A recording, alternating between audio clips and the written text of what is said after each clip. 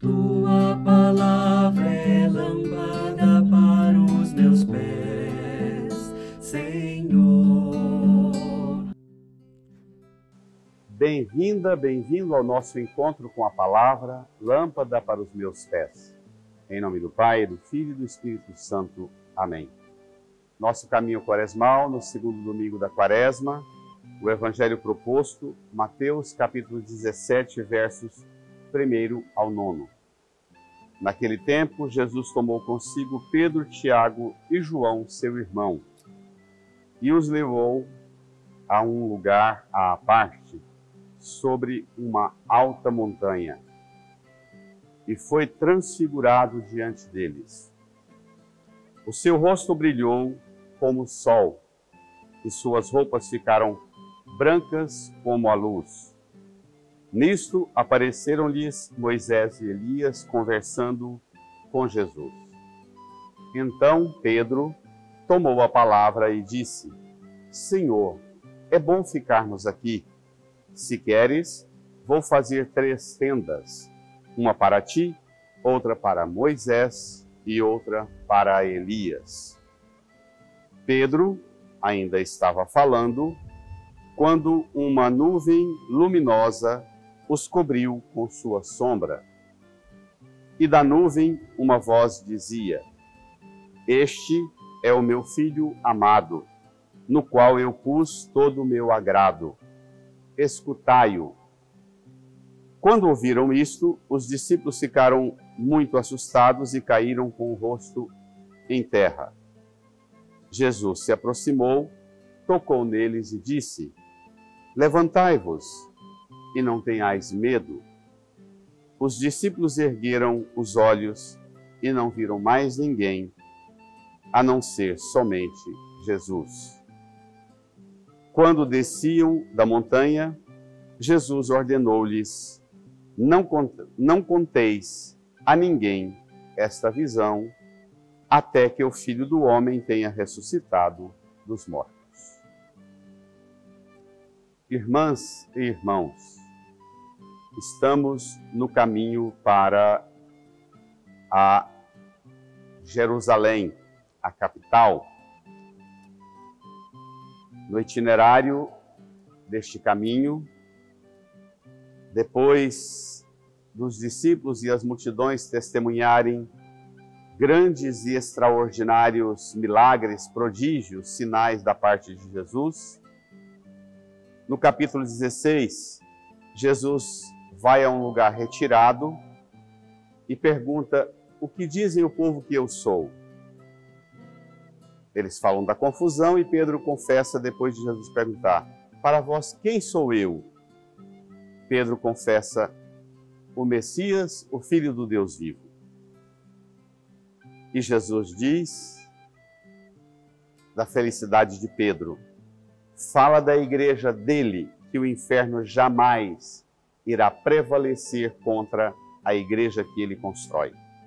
Continuou um caminho para Jerusalém. Na sequência, Jesus anuncia a paixão e ressurreição. O Filho do Homem deve sofrer muito, ser morto e ressuscitar ao 3º dia. Pedro repreende Jesus e Jesus repreende a Pedro, dizendo: vai para trás de mim, Satanás. Aí inaugura um tempo de crise, quando Jesus apresenta as condições de exigência. Quem quiser me seguir, renuncie a si, tome sua cruz e me siga. A transfiguração do Senhor situa nessa sequência Jesus o Messias, a igreja, o anúncio da cruz, as exigências do seguimento e o sofrimento por causa da cruz, o sofrimento por causa da renúncia e o abraço da cruz. É nesse contexto que Jesus sobe com os discípulos para o monte. Neste monte, o monte em que Jesus, como Moisés, seguramente deixa a multidão ao pé da montanha com os outros apóstolos, outros discípulos. Ele tomou consigo Pedro, Tiago e João, seu irmão. Tomou. os levou a um lugar à parte, sobre uma alta montanha. Não qualquer montanha, mas uma alta montanha. A montanha é tema recorrente na Escritura, mas especialmente Mateus gosta da montanha. É no Evangelho de Mateus, que nós vimos domingo passado, o monte muito alto, o demônio mostrando as glórias do mundo, os reinos do mundo e a glória. E é no Evangelho de Mateus que Jesus termina o Evangelho com os 11 apóstolos sobre uma alta montanha. Lá nesse monte, aqui nesse monte, ele transfigurou-se diante deles. Transfigurou significa o rosto brilhou como o sol, roupas ficaram brancas como luz. E aparecem Moisés e Elias. Sol e luz, Moisés e Elias. O que significa Moisés e Elias? Nas orações da missa desse domingo, e no prefácio, vai dizer que Moisés e Elias simbolizam a lei e os profetas. Mas eu queria fazer uma provocação ainda maior. Moisés e Elias, nós podemos dizer que são os mestres da escuta. Moisés inaugurou no deserto, na caminhada, 3 meses depois de ter saído do deserto do Egito, ao pé do monte a multidão ficou. Moisés sobe para o monte, desce do monte com as tábuas da lei. Deuteronômio 5:1, Deuteronômio 6:4. É na crise do povo no caminho para a terra prometida que Moisés inaugura a escola da escuta. Desce do monte com as tábuas da lei e pronuncia o Shema Israel.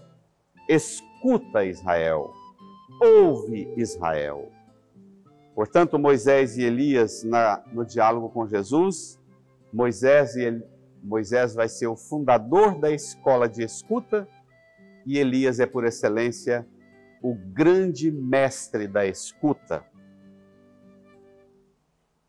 Pronto, daqui um pouco a gente volta ao tema da escuta, porque é o centro da mensagem de hoje. Moisés e Elias conversando com Jesus. Pedro assiste essa cena, aborda Jesus, intervém na conversa de Jesus com Moisés e Elias. Toma a palavra e diz: Senhor, é bom ficarmos aqui. Essa conversa do Senhor de ir para Jerusalém, enfrentar sofrimento e morte na cruz e exigir de nós renúncia de nós mesmos e tomar a cruz, Jesus, esquece isso, Jesus, sossega, fiquemos aqui, tá bom aqui, é bom ficarmos aqui. Se queres, vou fazer aqui 3 tendas, uma para Moisés, uma para Elias e outra para o Senhor. Esquece-nos, deixa-nos, não se preocupe conosco, a gente se vira, Jesus. Se o Senhor prometer não falar mais em cruz, em Jerusalém, em sofrimento, em morte, se o Senhor prometer isso e ficar quieto aqui, a gente trabalha e esquece a gente que nós nos viramos. Enquanto Pedro está cobrindo Jesus de uma sugestão tentadora, como o demônio domingo passado, aqui Pedro tenta tirar Jesus do caminho da cruz. Uma nuvem, enquanto Pedro falava, uma nuvem luminosa, pela 3ª vez a ideia da luz, os cobriu com sua sombra. Da nuvem luminosa que cobre com sombra, parece um paradoxo, e veio uma voz. Nuvem luminosa prefigura a teofania, a manifestação esplendorosa da presença de Deus. O próprio Espírito Santo e a voz que vem, a voz do Pai Eterno. Deus completo ali naquele monte. E da voz, a voz dizia: Este é o meu Filho amado, no qual eu pus todo o meu agrado. Escutai-o. Quando ouviram isto, os discípulos ficaram muito assustados e caíram com o rosto em terra.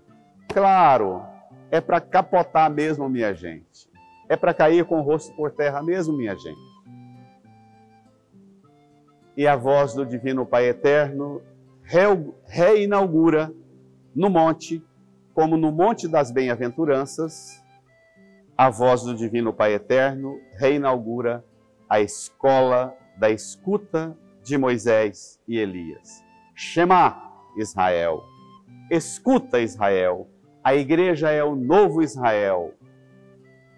A igreja é o povo da escuta.